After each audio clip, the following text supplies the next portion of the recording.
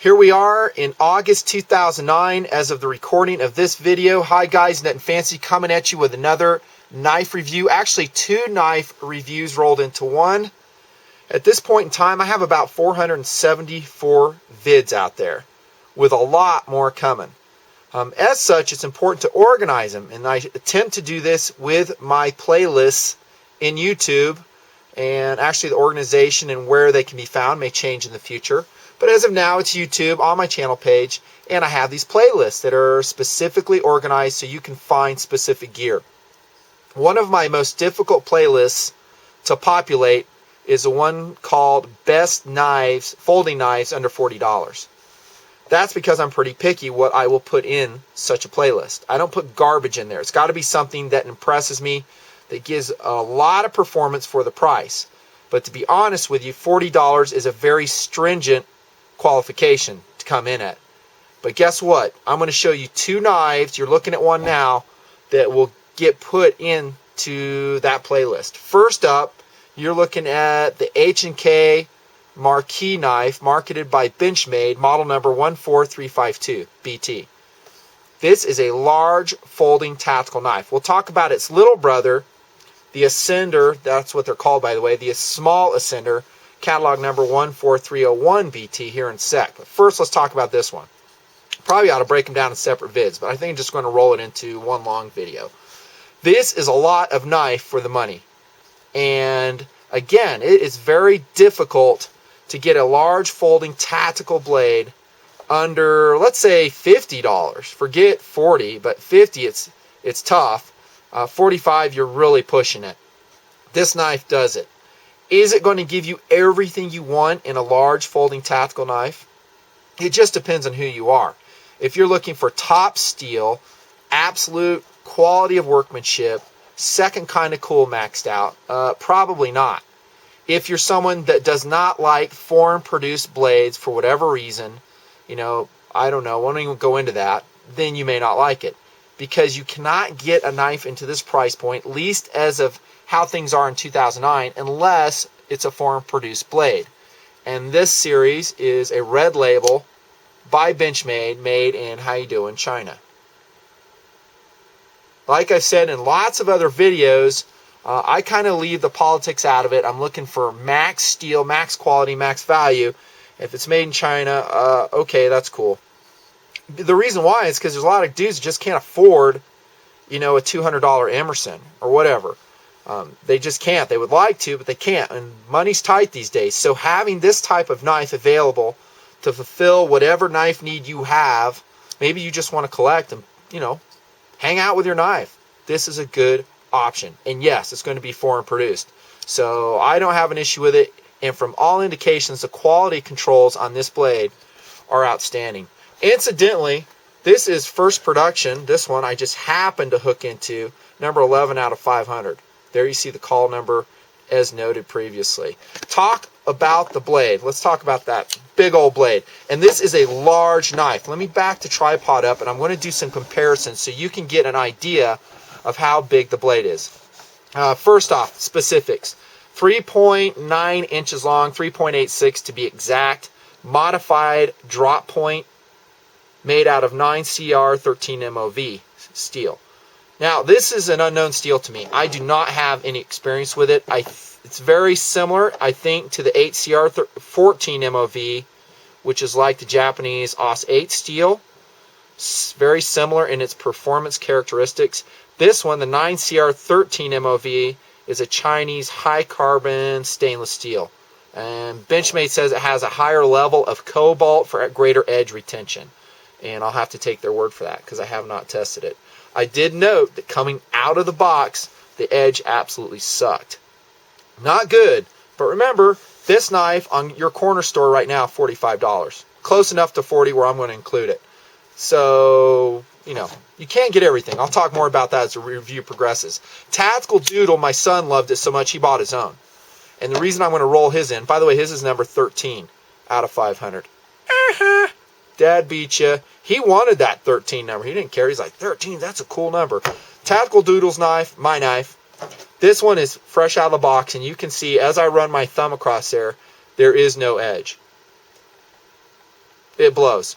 This one's been touched up by me, razor sharp, and it didn't take me much to do. It's just basically on a ceramic rod, free sharpening. I have a vid out there that talks about my technique of doing it. Again, I think I suck for knife sharpening, but I can put a good utility edge on it, as I've done with this one. Okay, so you're going to have to touch the edge up. I like the blade shape though. It is a good looking blade shape, unsharpened swedge on the top, adequate tip strength, good belly here, about a mid-spine grind coming down to the relief edge, nice BT coating on the blade, good looking, and I really don't have much bad to say about the blade. And it seems to be flat ground from mid-spine, not hollow ground. We've talked about that before. Again, I do prefer kind of the full flat ground, and I will roll in a similar, not a similar, but a reference knife, the Spyderco Tenacious, to illustrate the point. Have a review video on that. You guys probably have seen it. This is a full flat ground blade. But you can see that it grinds all the way from the top of the spine down to the relief edge. There is no sculpting or mid-spine grinding like you see in the Ascender. Not a showstopper. I always prefer this, like I've said many times, but this one is adequate. I think the blade length in this larger Ascender can qualify it for emergency defensive use. Okay? And it's got good sweep, good penetration capabilities once you sharpen it up. How about that jimping? Here I go. It sucks. I can't lie to you. It's not that great. And the thumb ramp is, there is one. There is a thumb ramp present. It just isn't too pronounced. Let's again compare it to the Tenacious, which, by the way, is somewhat similar. Not so much in size. You can see this large Ascender kind of dwarfs it in size, but kind of category. The categories are the same. This is very close to the same price point, the Spyderco Tenacious. Same for the large Ascender drop point. But look at that thumb ramp. You see it's very pronounced in the Tenacious, and as I stated in my review, I love that. You can really lock your thumb in it. You will be lacking some of that with the H&K. Okay, it's just not there. Now, it's not worthless. There is jimping there. It does kind of dig in. You have to press down on it. If you really wanted to, you could get your Dremel tool out like I've shown you in some of my shop projects. You could sharpen it up. It's doable. Anyways, that's that. So be aware. The lockup on the blade is outstanding. For such a high value knife, there's absolutely no movement side to side, up or down at all in both of the Ascenders. Very impressive lockup. And the deployment speed is lightning fast. This is a very fun knife to play with, to fondle, to hang out with. Watching television, this is an amazingly fast knife. The in-blade, in-handle retention ain't great. And you know what? Neither is that Spyderco Tenacious. You guys know because I cut myself with it. As it came out, opened itself up in a fanny pack, just like that, and I reached in and took a chunk of meat out of my thumb right here. Kind of, you know, fault of the lack of in-handle retention. There's a happy medium for this. You don't want it too much. You don't want it too little. In my estimation, I think the H&K's, this Ascender's is a little bit too little. I mean, a good way to tell that, you can easily shake it out, kind of like that. You shouldn't be able to easily shake the blade out of the handle, in my opinion. So be careful with that. Just like I learned with that Tenacious, don't have it carried probably in a horizontal fashion, upside down. I think that's what I had in my fanny pack the day it opened, and the blade just kind of shook itself out like that. In the pocket, I really wouldn't worry about it, but it's not super great. But again, the speed, amazing. It's just really fast. Like I've said in some other review videos, guys, you guys have been watching the Nutnfancy project for a long time, know this. I think automatic knives are pretty much off the table for me now. A well-balanced, let me say, a well-balanced manual action tactical folding knife is more than adequate for pretty much any need you will have for a knife. Why spend the extra money, a lot of extra money, for an auto knife? Unless you want the second type of cool and want to impress your friends. I'm hip to that, and there's a lot to be said. But this H&K 14352, very fast, very fast. The handle, G10, not super textured. Rolling in another comparison knife, here's the Cold Steel Recon 1. Looking previous review on this, you've seen it, and that is some superior texturing on the Recon 1's handle. Very aggressive G10. Right here, this is pretty much what we've seen in a lot of different knives. And it's probably a single manufacturer just provides it. You can see the H&K logo right there. That's kind of cool. So medium texture. Not great traction, but it's not awful either. Kind of some squared shoulders on this knife. Okay, then maybe that's a minor hit to ergonomics, meaning that your hand, when you grasp it really hard, you have some sharp shoulders to contend with. Not a deal breaker. There's a pivot point adjustment, so if you were to get some slop in there, you can adjust it.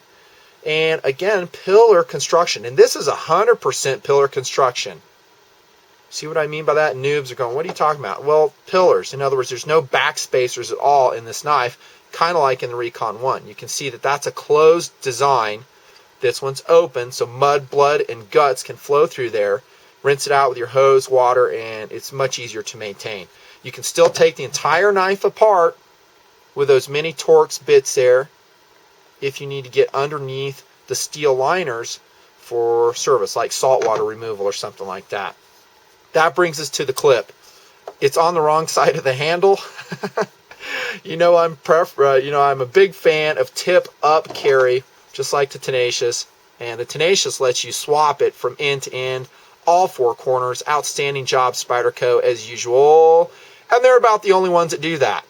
I still don't know why Benchmade and all the other manufacturers forces in a certain configuration of carry. So that's the bad news. You are stuck with right-handed tip down carry with H&K large ascender 143352. Same with the Tanto models too. That's the bad news. The good news is it is a good clip. It's strong. It's not twangy. By twangy, I mean, is it strong enough where it can resist some bending? I think so.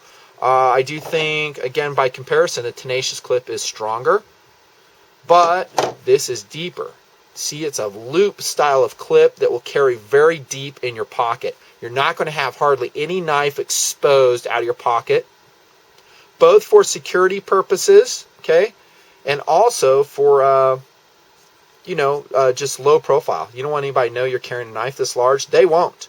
So nice job. The clip is black and kind of a split design there. I don't have many issues with the clip other than that we're kind of stuck with the configuration. There's your lanyard hole. Put a lanyard on it. And the thumb stud. Forgot to mention that. Nicely terraced. No volcano problems on this one. Again, volcano problems means that it's tapered to the extent where I cannot get traction on it. You will get immediate traction with this handle, which leads you to a very quick deployment of the blade. This is a Marquee knife, by the way. This is a good time to talk about this. Marketed by Benchmade, but using the Marquee of H&K. Now, I have mixed thoughts about H&K. I've reviewed some of their guns. I think they make very good products. I do, however, think they're a little bit stuck up. They price their things exceedingly high. I'm talking more of their gun items here. And, that's just kind of how they market their things. You could say the same thing about SIG, actually, too. SIG is very expensive. They're about the same, really. What they're trying to do here is put their name on a knife to lend mystique to a new product that their guns already have. And that is, hey, if we put an H&K logo on a knife, this is a cool knife. So it gains mystique by wearing the H&K name. But all this is a offshore produced Benchmade with H&K logo on it. Okay, so just a little reality check for you. The good news is it's a darn good knife for the money. Here comes another minor point, though. I got to bring this up, especially for guys who like ultimate strength. Let's roll into the cold steel Recon, since I have it handy. This is a strong knife. Reference my previous review on this. It's also a heavy knife, tactical folding variety, specifically 6.4 ounces. Okay. With that, you get nicely checkered G10 handles, an AUS 8 blade, great lockup, kind of the Axis style of lock that they make on license from Benchmade. Strong knife, heavy knife. This one, though, is no lightweight. 5.8 ounces. Lighter, but still pretty darn heavy. Now, generally, I will say 4 ounces is my overall limitation for a tactical folder, but not always. This is a big knife, almost a 4-inch blade. When we go to a large blade like that, we have to be willing to take some more weight along, and so I'm cool with that. But here's the point I want to make. Strong knife, maybe not so strong. check out the liner lock, and this is a liner lock, not lock back, on the large Benchmade Ascender. You can see it's somewhat thin. You see? I think so. This is not a showstopper for me, but you need to be made aware of it. Okay? The reason I say it's not a showstopper, here comes another comparison knife, is because the Spyderco Military, how you doing? Previously reviewed in the Nutnfancy project, has the same thing, does it not?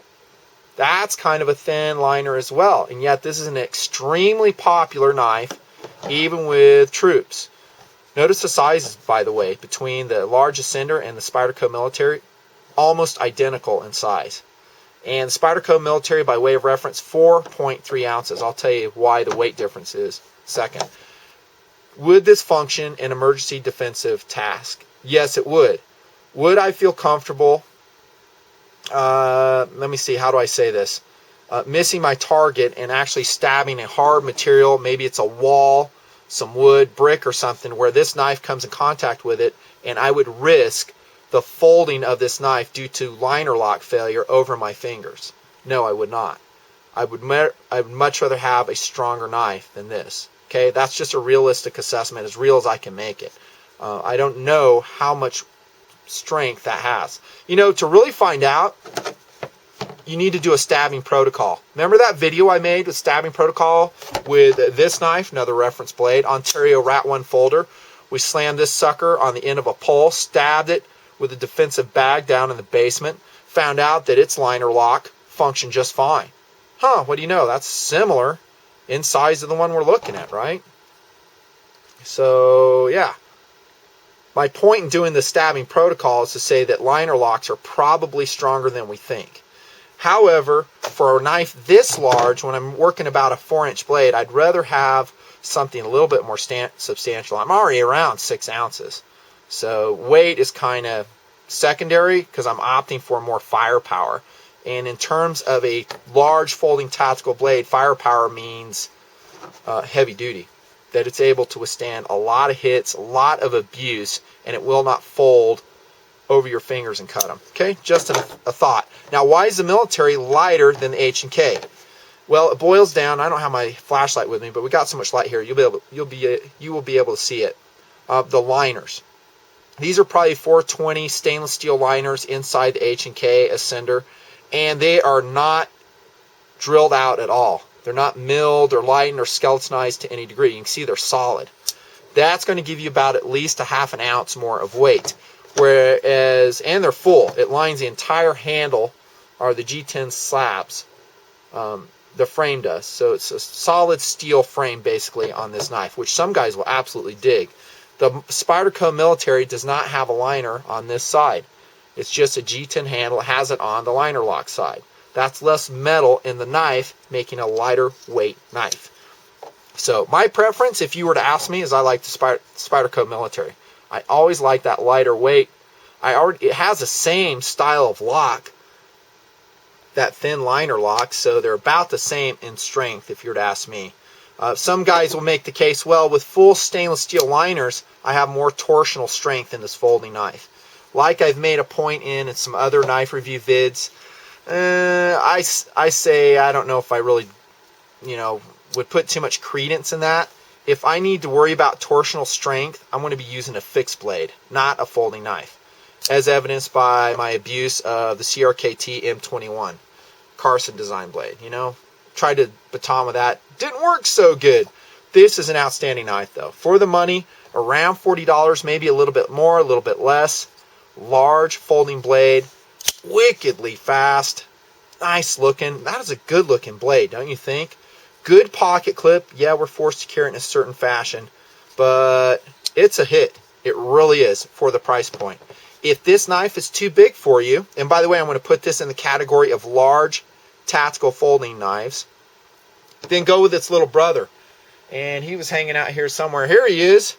This is a small Ascender, as promised, rolling it into this review as well. It is a shrunk version of the one you see. You can see the size difference there. This one is only 3 ounces. Again, big brother, 5.8 ounces. Same exact material, same exact steel.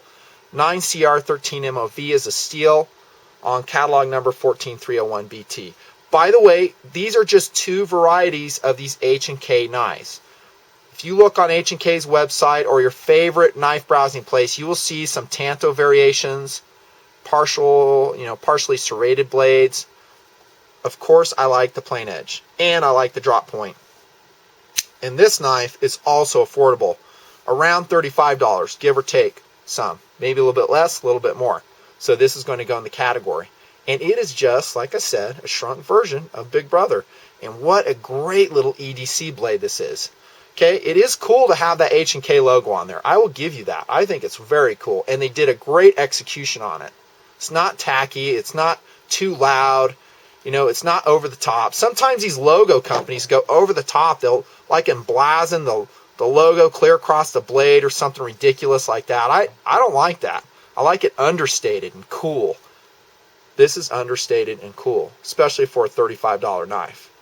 Everything else is the same. Clip, still good, carries deep. And I think it compares favorably. Got some gunk on there. Play-Doh from Last Suspect. This compares favorably to any other kind of EDC blade you'll throw against it. A good comparison might be my previously reviewed CRKT Drifter in G10. Great knife, by the way. And you can see these knives are pretty much identical in size. The Drifter is less expensive, as I said in my review. Great steel for the money.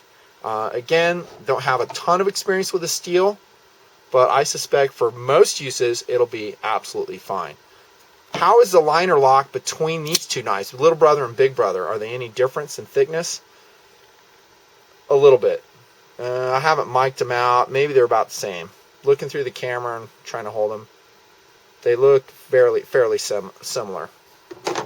The deployment speed on Little Brother, the 14301, just as fast. Compared to the CRKT Drifter, about the same. This is a fast knife too. And solid lockup Little Brother's got. Just awesome. Side to side, left and right. No movement at all. That's the H&K Ascender series. Drop point varieties. Now, H&K's had some other blades. Honestly, they just haven't struck my fancy. No pun intended. And therefore, I haven't reviewed them. These ones did. I love the blade shapes. I like the G10 handles. They're good looking. They're high value for their price point. Good finishes. Good pocket clips, albeit maybe in the wrong orientation. But the only downsides I can really see are maybe the weak liners, or the weak liner lock, and maybe a little bit on the heavy side for Big Brother, 5.8 ounces. I really wish they would have skeletonized that liner. That would have been a lot better. I probably forgot some stuff, but overall, great blades. Yes, they're going into the best knives under $40. Great EDC blade. Good tactical choice if you can subscribe to its limitations. Nutnfancy. There's a knife review knocking out two H&K red lines built by Benchmade or under license of Benchmade. We'll see ya. More knife reviews coming when I get a chance.